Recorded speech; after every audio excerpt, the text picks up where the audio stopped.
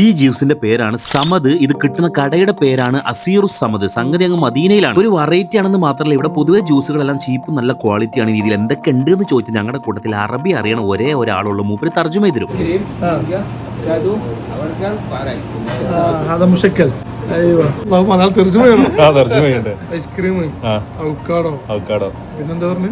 افوكادو كريم مانجو ايش